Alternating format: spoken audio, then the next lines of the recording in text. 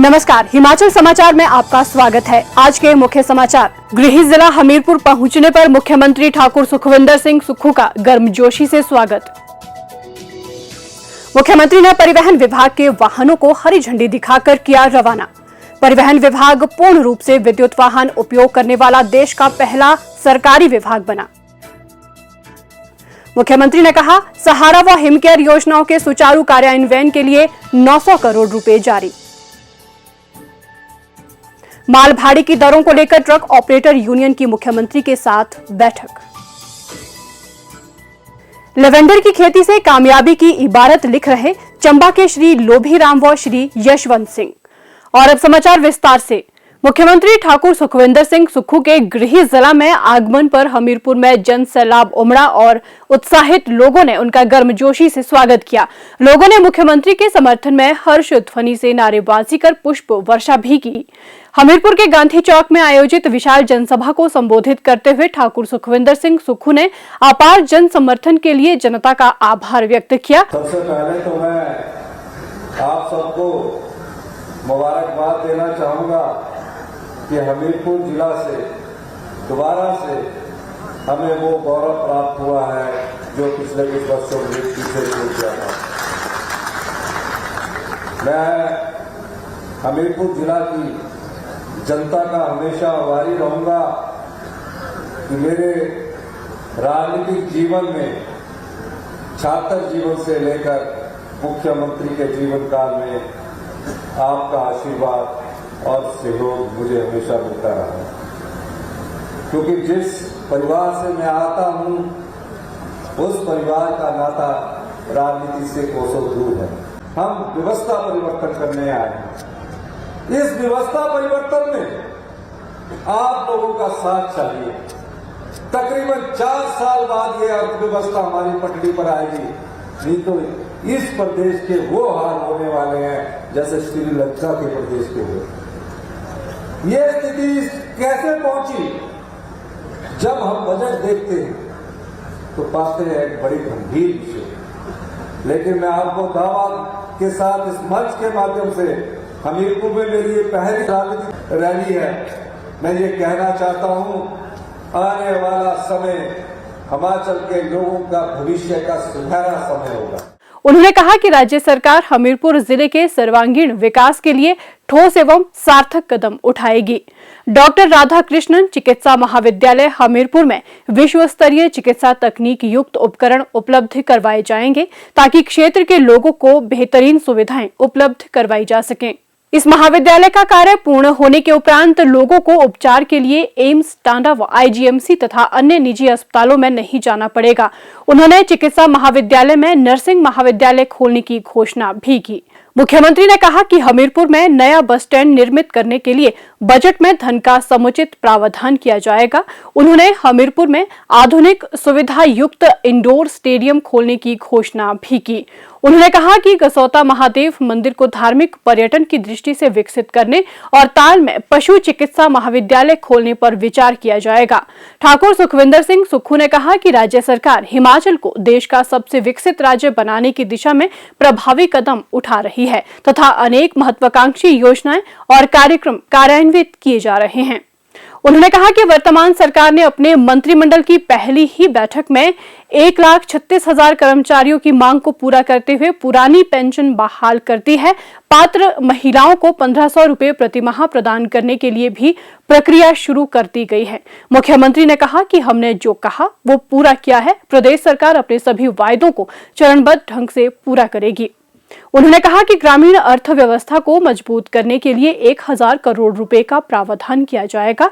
सरकार किसानों से बेहतर दरों पर दूध की खरीद करेगी। उन्होंने कहा कि वे सत्ता सुख के लिए नहीं बल्कि व्यवस्था परिवर्तन के लिए आए हैं और इसमें सबका सहयोग अपेक्षित है। सामूहिक प्रयासों से ही हिमाचल प्रदेश की आर्थिक स्थिति को सुदृढ़ किया जा सकता है। मुख्यमंत्री ठाकुर सुखविंदर सिंह सुक्खू ने शुक्रवार को रिज शिमला से ग्रीन मोबिलिटी अभियान के तहत पर्यावरण संरक्षण व प्रदेश में इलेक्ट्रिक वाहनों के उपयोग को प्रोत्साहन देने के लिए परिवहन विभाग के इलेक्ट्रिक वाहनों को हरी झंडी दिखाकर रवाना किया। इस अवसर पर मुख्यमंत्री ने कहा कि इस पहल से परिवहन विभाग पूर्ण रूप से विद्युत वाहन उपयोग करने वाला देश का पहला सरकारी विभाग बन गया है, जो व्यवस्था परिवर्तन की दिशा में महत्वपूर्ण कदम है।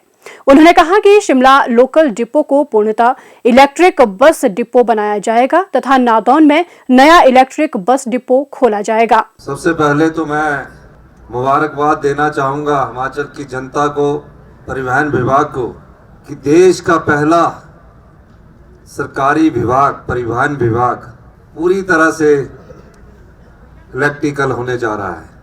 इसके लिए मैं सभी अधिकारियों को बहुत बहुत मुबारकबाद देता हूं।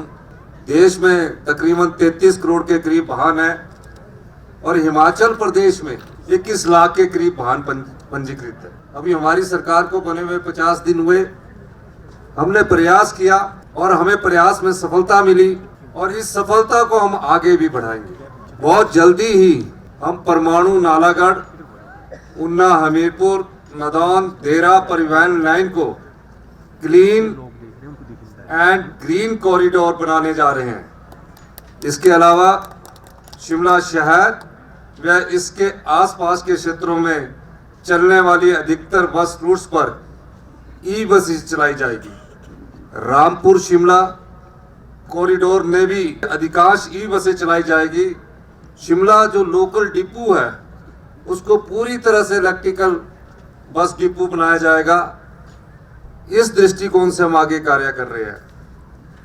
हमारी सरकार बनने के बाद हमने प्रयास किया है कि जो आम जन है, आम जनता है, उसको कैसे परिवहन की सुविधा मिले। आर्थिक तंगहाली के बाद भी हम दिन रात मेहनत कर रहे हैं, सभी मंत्रिमंडल के सदस्य, सभी कांग्रेस के विधायक, कि किसी ना किसी प्रकार से इस प्रदेश को जो आर्थिक बदहाली के दौर से गुजर रहा है उसकी अर्थव्यवस्था को आने वाले 4 सालों में कैसे मजबूती प्रदान की जाए। इस दृष्टिकोण से हमने कार्य किया। ये इलेक्ट्रिकल व्हीकल चलाने के पीछे मकसद एक ये भी है कि जो हमारे खर्चे हैं वो कम हो। इस योजना को हम पायलट योजना के तहत देख रहे हैं और अगर ये सफल हुई तो 1 साल के अंदर हिमाचल प्रदेश के सभी विभाग इलेक्ट्रिकल व्हीकल में तब्दील कर दिए जाएंगे। उन्होंने कहा कि 2 साल में हिमाचल पथ परिवहन निगम को 60% इलेक्ट्रिक बसें प्रदान कर दी जाएगी। मुख्यमंत्री ने कहा कि प्रदेश सरकार इस लक्ष्य को पाने के लिए अगले वित्त वर्ष में हिमाचल पथ परिवहन निगम के बेड़े में 300 नई ई बसें शामिल करेगी। इसके लिए हिमाचल पथ परिवहन निगम को 400 करोड़ रुपए की धनराशि एक मुश्त स्वीकृत की जाएगी। उन्होंने कहा कि हिमाचल पथ परिवहन निगम के बेड़े में चरणबद्ध तरीके से और अधिक ई बसें शामिल की जाएगी। ठाकुर सुखविंदर सिंह सुक्खू ने कहा कि भविष्य में इलेक्ट्रिक वाहनों के उपयोग को प्रोत्साहन देने के लिए इलेक्ट्रिक वाहन नीति अधिसूचित की है। इसका मुख्य उद्देश्य इलेक्ट्रिक वाहनों को परिवहन साधन के रूप में अपनाने को बढ़ावा देकर पर्यावरण की सुरक्षा को सुनिश्चित करना है। उन्होंने कहा कि प्रदेश सरकार द्वारा इलेक्ट्रिक वाहनों के प्रयोग को प्रोत्साहन देने के लिए इलेक्ट्रिक वाहनों पर टोकन टैक्स में भी छूट दी गई है। उन्होंने कहा कि प्रदेश में विभिन्न स्थानों पर इलेक्ट्रिक चार्जिंग स्टेशन स्थापित करने के लिए भी सरकार प्रतिबद्ध है। मुख्यमंत्री ठाकुर सुखविंदर सिंह सुक्खू की अध्यक्षता में शुक्रवार को विधायक प्राथमिकता बैठकों के तीसरे दिन अंतिम सत्र में जिला चंबा, शिमला तथा लाहौल स्पीति के विधायकों के प्रस्तावों पर विस्तृत चर्चा की गई। इस अवसर पर मुख्यमंत्री ने कहा कि वर्तमान सरकार ने सहारा व हिमकेयर योजनाओं को सुचारू रूप से चलाने के लिए 900 करोड़ रुपए जारी किए हैं। उन्होंने कहा कि प्रदेश सरकार इन योजनाओं के माध्यम से बेसहारों का सहारा बनेगी। मुख्यमंत्री ने कहा कि 3 दिन में विधायकों के चुनाव क्षेत्र से जुड़े विकास कार्यों पर विस्तृत चर्चा हुई और अच्छे प्रस्ताव सामने आए हैं। उन्होंने एक बार पुनः दोहराया कि वे सत्ता परिवर्तन के लिए नहीं बल्कि व्यवस्था परिवर्तन के लिए आए हैं और इसके लिए सभी के सुझावों का स्वागत है ताकि इसका लाभ प्रदेश के लोगों को मिले। मुख्यमंत्री ने कहा कि व्यवस्था परिवर्तन के लिए कड़े फैसले भी लेने होंगे। माल भाड़े की दरों को लेकर सीमेंट कंपनी और ट्रक ऑपरेटरों के बीच जारी विवाद को दूर करने के लिए मुख्यमंत्री ठाकुर सुखविंदर सिंह सुक्खू की अध्यक्षता में शुक्रवार देर सांय विभिन्न ट्रक ऑपरेटर यूनियनों के प्रतिनिधियों के साथ बैठक आयोजित की गई। बैठक में बिलासपुर जिले से संबंधित विधायकों ने भी भाग लिया। मुख्यमंत्री ने कहा कि प्रदेश सरकार का स्पष्ट मानना है कि ये गतिरोध सर्वमान्य हल से दूर होना चाहिए। उन्होंने कहा कि सरकार का मत है कि फैक्ट्री में कार्य शुरू होना चाहिए और ट्रक ऑपरेटरों सहित वहां कार्य करने वाले कर्मचारियों का भविष्य भी सुरक्षित हो। उन्होंने कहा कि प्रदेश सरकार आज की बैठक में सभी यूनियनों की ओर से प्रस्तावित भाड़े की दरों पर फैक्ट्री प्रबंधन से चर्चा करेगी। उन्होंने इसके लिए संबंधित विभागों के अधिकारियों को 2 दिनों के भीतर फैक्ट्री प्रबंधन से वार्ता करने के निर्देश दिए। ट्रक ऑपरेटरों के प्रतिनिधियों ने विवाद समाप्त करने के लिए प्रदेश सरकार के प्रयासों की सराहना की। उन्होंने कहा कि यूनियनों की ओर से सरकार को हर संभव सहयोग जारी रखा जाएगा। हिमाचल प्रदेश ग्रामीण अंचल में बसता है। ग्रामीणों की आर्थिकी को सुदृढ़ करने के लिए संकल्पबद्ध प्रदेश सरकार 10 गारंटियों को धरातल पर उतारने के लिए दृढ़ प्रयास कर रही है। कृषि व बागवानी के माध्यम से लोगों की आजीविका व क्षेत्र की आर्थिकी को सुदृढ़ करने के लिए अनेक महत्वाकांक्षी योजनाएं आरंभ की गई हैं। प्रदेश सरकार की कल्याणकारी योजनाओं का लाभ उठाकर राज्य में अनेक किसानों ने अपने परिवार और क्षेत्र के लिए प्रगति का मार्ग प्रशस्त किया है। जिला चंबा विकासखंड तीसा के प्रगतिशील किसान श्री लोभी राम व श्री यशवंत सिंह लेवेंडर की खेती से कामयाबी की नई इबारत लिख रहे हैं। इन किसानों ने लेवेंडर की खेती से अपनी एक अलग पहचान बनाई है। इस खेती के माध्यम से जहां श्री लोभी राम व श्री यशवंत सिंह की आर्थिकी सुदृढ़ हो रही है, वहीं वे प्रदेश के युवाओं के लिए प्रेरणा स्रोत भी बने हैं। प्रदेश सरकार के सहयोग से कार्यान्वित किए जा रहे अरोमा मिशन के अंतर्गत श्री लोभी राम व श्री यशवंत सिंह ने IHBT पालमपुर के सहयोग से लेवेंडर की खेतीबाड़ी आरंभ की। प्रगतिशील किसान श्री लोभी राम ने बताया कि वे सुगंधित पौधों की खेती तो लगभग 22 वर्षों से कर रहे हैं और कुछ समय से लेवेंडर की खेती भी कर रहे हैं, जिससे उन्हें अच्छा खासा मुनाफा मिल रहा है, जबकि अन्य सुगंधित पौधों की खेती से इतना लाभ उन्हें कभी प्राप्त नहीं हुआ। मैं 20-22 सालों से काम कर रहा हूँ एरोमेटिक प्लांट पर, सुगंध पौधों की खेती के ऊपर, और 4-5 साल के बाद मैंने इसकी हर्बल की खेती भी शुरू की। लेकिन जितना प्रॉफिट हमने इसमें कमाया उतना किसी भी फसल में नहीं कमाया, जो कि लेवेंडर एक ऐसी चीज़ है, ना तो इसको भेड़ बकरियां खाती है, ना तो बंदर खाते हैं, ना तो कोई आदमी चोरता है इसको, तो ना तो इसको खाद देना पड़ती है, ना तो इसको कोई केमिकल कोई भी कुछ भी स्प्रे नहीं करना पड़ती है। तो लेवेंडर के फूल बिक जाते हैं, लेवेंडर की ऑयल बिक जाता है, लेवेंडर की नर्सरी बिक जाती है, इसके पत्ते बिक जाते हैं, तो हम काफ़ी अच्छा पैसा कमा रहे हैं। मेरी तो अभी जैसे तेल में 26 लाख रुपए में पिछले साल भी सेल हुआ तेल। अभी कुठ का तेल निकाला है 2 लाख रुपए पर केजी के हिसाब से बिक रहा है। और कुठ की इतनी यहाँ खेती कर रखी है कि 400 बीघा में मैंने हर्बल की खेती कर रखी है। जंगली लहसुन की, नाग छतरी की, वन काकड़ी है, अच्छा चोरा है, सारी हर चीज़ें लगवाई हुई हैं। तो काफ़ी पैसे मेरा तो कम से कम करोड़ों में चला हुआ है काम। इसी प्रकार प्रगतिशील किसान श्री यशवंत सिंह ने बताया कि वे भी श्री लोभी राम के साथ मिलकर गत 3 वर्षों से लेवेंडर की खेती कर रहे हैं।